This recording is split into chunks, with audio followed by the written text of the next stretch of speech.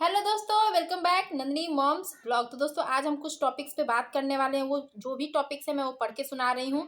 School tag और school allotment क्या एक ही ब्लॉक में होगा या अलग अलग ब्लॉक में होगा? ओरिजिनल डॉक्यूमेंट अब ले जाना है या नहीं ले जाना है? योगदान के टाइम कौन सा डॉक्यूमेंट लगेगा? और कौन सा लेटर लिखना है योगदान के समय और किसके नाम लिखना है? अब जो भी डाउटफुल वाले हैं वो उनका मान लीजिए ऐसे बहुत से कैंडिडेट हैं जिनको डाउटफुल में रखा गया है और वो अब री अपलोड कर रहे हैं। तो एक क्वेश्चन ये है कि क्या सारा डॉक्यूमेंट फिर रीचेक होगा या फिर जिस डॉक्यूमेंट की वजह से डाउटफुल डाला गया है वही डॉक्यूमेंट चेक होगा? और आज मैं आपको बताने वाली हूँ अपना इंस्टा आईडी। अगर आप लोग को कोई भी पर्सनल चीज़ें पूछनी हो, जैसे कि ऐसा क्वेश्चन जो आप ऐसे नहीं पूछ सकते, तो आप मेरे इंस्टा आईडी पे आप मुझे फॉलो कर सकते हैं। वहाँ पे आप मुझे अपने क्वेश्चंस कर सकते हैं। अगर मुझे जानकारी होगी तो मैं आपको ज़रूर रिप्लाई करूँगी। तो चलिए वीडियो को स्टार्ट करते हैं। अब कह रहा है कि पहला क्वेश्चन हमारा ये है कि स्कूल टैग और स्कूल अलॉटमेंट क्या एक ही ब्लॉक में होगा? तो देखिए, ये ज़रूरी नहीं है कि हमारा जो स्कूल टैग किया जाए उसी ब्लॉक में हमें स्कूल भी मिल जाए। जैसे मेरा जो भी था, मेरा अलग अलग ब्लॉक था। मेरा स्कूल टैग अलग ब्लॉक में हुआ था और मुझे स्कूल अलॉटमेंट अलग ब्लॉक में हुआ था। वहीं मेरी कुछ फ्रेंड्स थी जो जिस ब्लॉक में उन्हें टैग किया गया था वही ब्लॉक उन्हें स्कूल अलॉटमेंट भी वही ब्लॉक ही हो गया। तो ये दोनों चीज़ें अलग अलग हैं। किसी को एक भी मिल सकता है और किसी को अलग अलग भी मिल सकता है। तो ये रही कि स्कूल टैग और स्कूल अलॉटमेंट क्या एक ही ब्लॉक में होगा? तो ऐसा ज़रूरी नहीं होगा, अलग अलग भी हो सकता है और एक भी मिल सकता है। अब हम बात करते हैं कि क्या ओरिजिनल डॉक्यूमेंट हमें अब ले जाना है, क्या उसकी ज़रूरत है?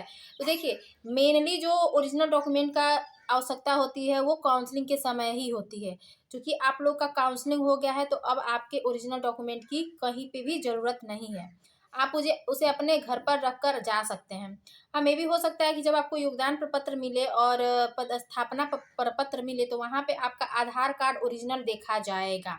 उस समय आपको बस आधार कार्ड ओरिजिनल माँगा जाता है, बाकी कोई भी डॉक्यूमेंट आपसे नहीं माँगा जाता है। तो अब मतलब आज के बाद से मान के चलिए कि आपके ओरिजिनल डॉक्यूमेंट का कोई काम नहीं है। तीसरा वीडियो है कि कौन सा लेटर लिखना है योगदान के समय। तो देखिए, जब भी आपको योगदान प्रपत्र और पदस्थापना प्रपत्र मिल जाएगा तो आपको एक अपने स्कूल के प्रिंसिपल के नाम से योगदान लेटर लिखना होता है।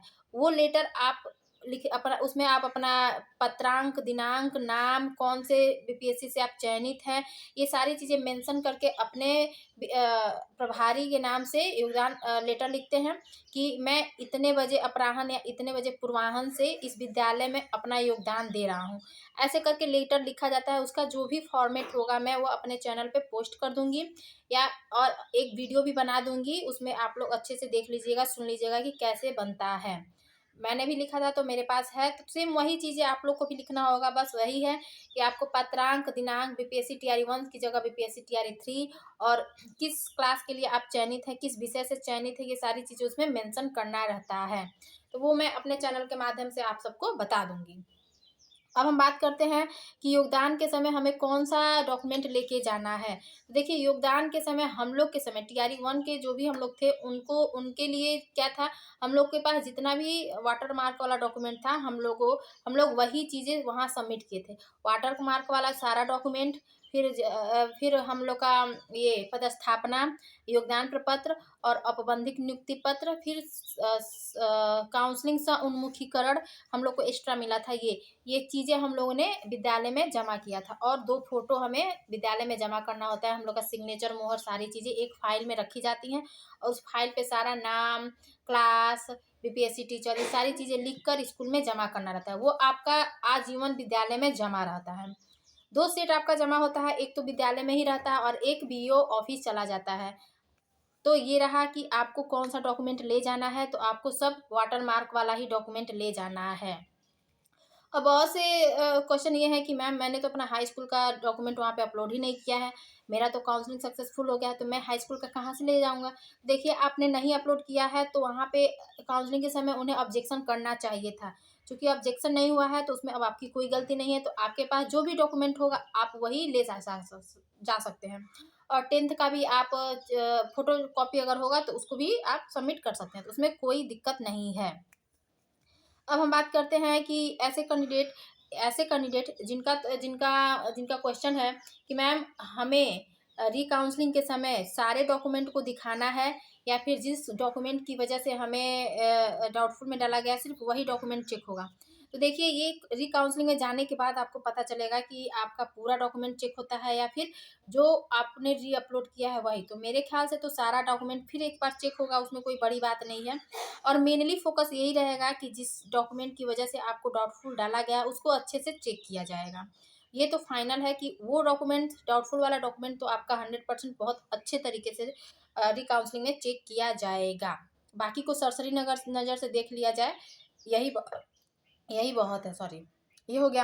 अब हम बात करते हैं कि एक और मेरे पास था कमेंट था कि मैम मैंने फॉर्म भरते समय मैंने अपना एड्रेस, मैं जहाँ रहती हूँ वहाँ का एड्रेस डाला था, लेकिन मेरे नियुक्ति पत्र में मेरा एड्रेस जो आधार कार्ड पे एड्रेस है वही है। तो क्या इसकी वजह से मुझे इन फ्यूचर कोई दिक्कत होगी? तो देखिए, आप लोग का जो भी चीज़ें हैं, जो भी एड्रेस है, आप लोग का आधार कार्ड का एड्रेस ही अब हर जगह मेंशन करना है। तो आप कोशिश ये कीजिए कि आप कोई भी फॉर्म भरिए, आप रहते भले ही कहीं पे भी हो, लेकिन आप कोशिश ये करिए कि आप रहते कहीं पे भी हो, आप कोशिश यही करिए कि आपके आधार कार्ड में जो एड्रेस है आप वही एड्रेस दीजिए। इससे ये रहता है कि मिसमैच नहीं होता है, लेकिन उससे भी आपको कोई दिक्कत नहीं है। आपका आधार कार्ड में जो एड्रेस है उससे भी कोई दिक्कत नहीं है, तो इसमें बहुत ज़्यादा मैटर करने वाली कोई बात नहीं है। अब मतलब बहुत से ऐसे कैंडिडेट हैं, मतलब मेरे कमेंट बॉक्स में मैसेज किए थे कि मैम मुझे आपसे बात करना है, मुझे कुछ ऐसे क्वेश्चन पूछना है जो यहाँ नहीं पूछ सकते। जैसे मान लीजिए कि उनके डॉक्यूमेंट से रिलेटेड कोई क्वेश्चन हो, तो ये चीज़ें डॉक्यूमेंट में जो भी एरर होता है वो जनरली लोग थी वो सबके सामने नहीं पूछते हैं। तो मेरा इंस्टा आईडी है, आप लोग उसे फॉलो कर सकते हैं। तो और मैसेज करिएगा, तो अगर मेरे पास उसके बारे में नॉलेज होगा तो मैं उसको आप तक ज़रूर शेयर करूँगी।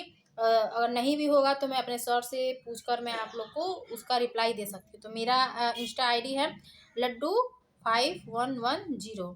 मैं लिख दूँगी डिस्क्रिप्शन में अपना ईमेल आईडी लड्डू 5110। आप वहाँ पे मुझे फॉलो कर सकते हैं। तो वैसे आप लोग का जो भी क्वेश्चन होगा मैं वो आपको बता सकती हूँ। अब यहाँ पे ये है कि आप लोग के जो भी नियुक्ति पत्र मिला है उसमें आपका टीचर आईडी मेंशन हुआ है।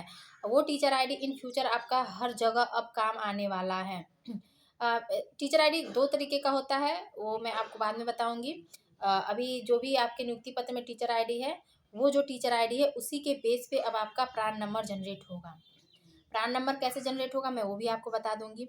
और जब आपको ट्रेनिंग पे ले जाया जाएगा तो वहाँ पे भी कौन कौन से डॉक्यूमेंट लगता है मैंने वो अपने पिछले वीडियो में बनाया हुआ है। बहुत से कमेंट ये भी आया है कि मैम प्रान नंबर के लिए भी वीडियो बनाए, तो उसका भी मैंने वीडियो बनाया हुआ है, दोबारा मैं बना दूंगी, आप लोग देख लीजिएगा कि कैसे क्या चीज़ें होती हैं। होली के बाद आप लोग की जो भी TRE 3 से सेलेक्टेड टीचर्स हैं इंक्लूडिंग मी, तो बहुत जल्द ही ट्रेनिंग और स्कूल ज्वाइनिंग के लिए शेड्यूल जारी किया जाएगा। अब अभी इसका कोई भी डेट फिक्स नहीं है, लेकिन हाँ, आप लोग की ट्रेनिंग 1 अप्रैल से होगी, ये फिक्स है। इस पे भी मतलब आगे पीछे ये भी हो सकता है, लेकिन बहुत ज़्यादा डिले नहीं होगा। इतना मान के चलिए कि बहुत ज़्यादा डिले नहीं होगा।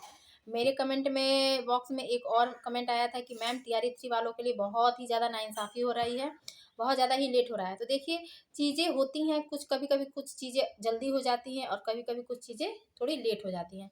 तो आप लोग को इसका बेनिफिट भी मिलेगा। आप लोग का लेट हो रहा है तो अच्छी बात है, जो भी इंक्रीमेंट होगा आप लोग का वो बढ़ा हुआ ही आएगा। तो आपकी सैलरी भी न्यूज़पेपर में भी आया था कि TRE 1 की सैलरी से आप लोग की सैलरी थोड़ी अधिक होगी, तो इसका बेनिफिट आप लोग को मिला ही। तो बस यही है कि आप लोग को थोड़ा धैर्य रखना है, जो भी चीज़ें हैं वो अब आपके फेवर में है। बहुत जल्द आप लोग को आपका स्कूल भी मिल जाएगा। आप लोग को ऐसा ये भी स्कूल भेजने से पहले आप लोग को स्कूल टैग करके भेज दिया जाएगा, तो आप लोग अनुभव कर सके कि हाँ एक्चुअली विद्यालय का वातावरण होता कहता है कैसा है। किसी किसी के लिए ये चीज़ें एकदम नई हैं और किसी के लिए पहले के जो टीचर हैं प्राइवेट में या फिर गवर्नमेंट में ही उनका अब अदर क्लास में हो गया है, तो ऐसे टीचर्स को के लिए थोड़ा ये है कि उन्हें इन्वायरमेंट उनका चेंज होगा। तो आज की वीडियो में यही था, ये जो भी मैंने चीज़ें बताई वो आप ही का कमेंट किया हुआ था, और ऐसे बहुत से क्वेश्चन थे जिसको मैंने इंक्लूड इसमें कर दिया है। तो आई होप कि ये सारी नॉलेज आपको अच्छी लगी होंगी। बाकी जो भी अपडेट होगा मैं वो अपने चैनल के माध्यम से आप लोग को बता दूंगी। तो आज के लिए इतना ही, तब तक के लिए बाय।